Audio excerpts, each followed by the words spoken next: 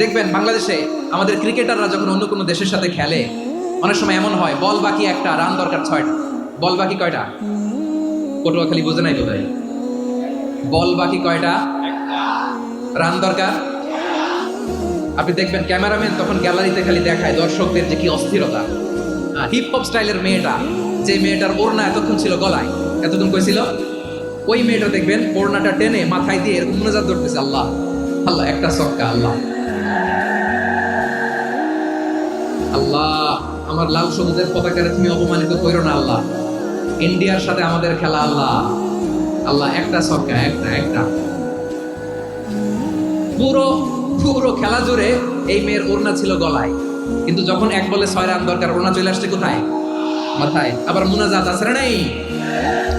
ঠিকই বাংলাদেশের দামাল ছেলে এমন এক শট মারলো, বল চলে গেল স্টেডিয়ামের বাইরে, ছক্কা, জিতে গেলাম আমরা। পুরো স্টেডিয়াম জুড়ে চিৎকার, হই হুল্লোড়, মৌজ মাস্তি। যেই মেয়েটা মাথার মধ্যে ওড়না দিয়ে এতক্ষণ সুবহানাল্লাহ সুবহানাল্লাহ বলে আল্লাহর কাছে দোয়া করেছে, ওই মেয়ে এখন আবার ওড়না ফেলে দিয়ে নাচা শুরু করে দিয়েছে।